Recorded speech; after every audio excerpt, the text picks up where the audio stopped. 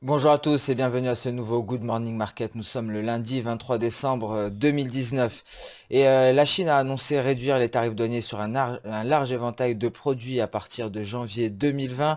Alors 859 produits, très exactement, sont concernés, dont des produits de consommation et donc du porc surgelé afin de répondre à la pénurie qui frappe le pays. Et nous avons appris également que l'Arabie Saoudite et le Koweït se sont entendus pour reprendre la production de pétrole dans une zone frontalière. Cela permettrait d'ajouter 500 000 barils par jour et cela donc pourrait confirmer le retournement baissier sur les pétroles.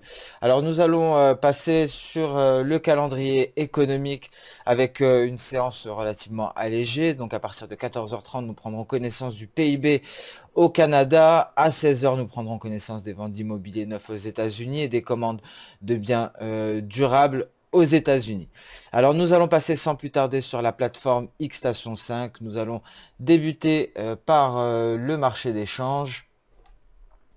Et donc l'euro-dollar qui est confronté à sa Kijun journalière après avoir effectué une progression, une belle progression pour vendredi, ce qui lui a permis de se rapprocher de ce niveau, de ce palier de Kijun. Mais aujourd'hui, le billet vert est en léger repli. Le dollar américain donc s'était replié afin de réintégrer ici, de repasser sous sa trendline baissière. Cette progression à la baisse de l'euro-dollar s'est vue freinée par le niveau de la SSA et aujourd'hui, la paire est en train de progresser légèrement à la hausse. Attention tout de même car il y a une résistance, ce palier de Kijun aux alentours des indices 90 et le support bien entendu sera cette SSA, le haut du nuage journalier.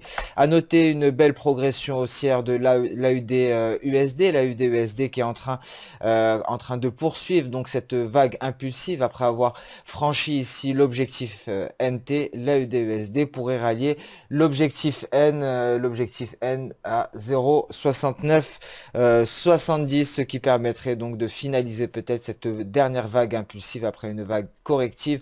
Attention tout de même, si on venait à franchir cet objectif N, on pourra aller chercher l'objectif V aux alentours des 0,70. Alors nous allons passer à présent sur le marché action et donc les indices boursiers. Nous allons débuter par le DAX. Donc le DAX en données journalières, le DAX qui évolue toujours dans sa figure chartiste, ce porte-voix au-dessus de sa Kijun. Kijun en palier qui représente le niveau des 13 170 environ. Et donc sur le DAX allemand, celui-ci tente de se maintenir au-dessus des 13 300 points.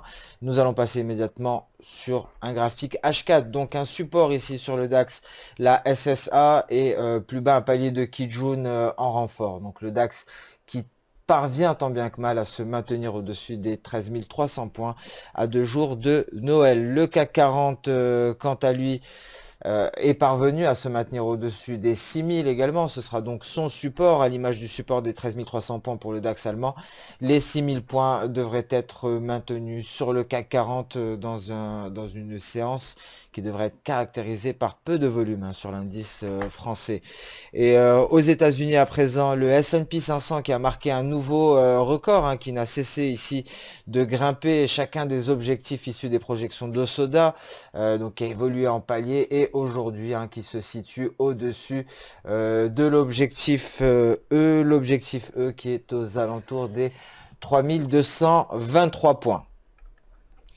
Nous allons passer sur le volet des matières premières et nous allons débuter par le métal précieux, par l'or.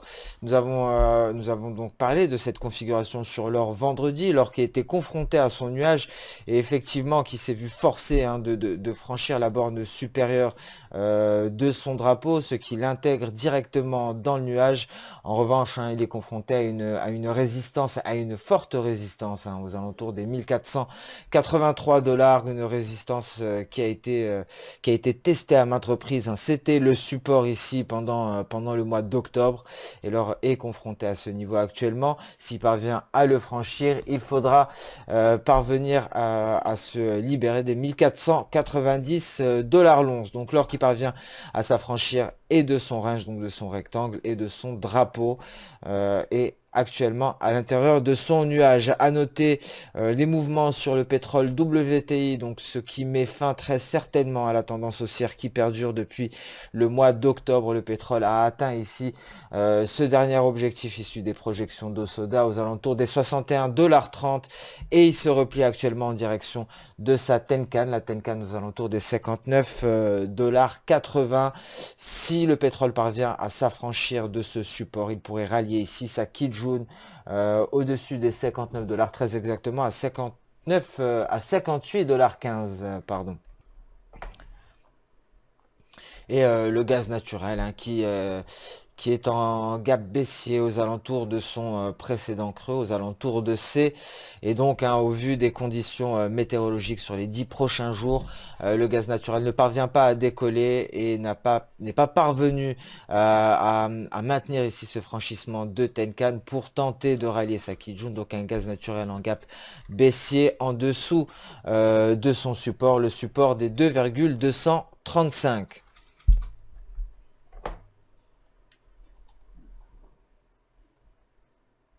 Ce Good Morning Market touche à sa fin. Je vous remercie d'avoir suivi avec attention. Je vous souhaite une excellente journée et une bonne séance de trading. Je vous donne rendez-vous dès vendredi donc pour le prochain Good Morning Market. À noter que la séance sera écourtée demain avec une clôture de Euronext à partir de 14 h et même topo également aux États-Unis. Bien entendu, les bourses seront fermées le 25 décembre.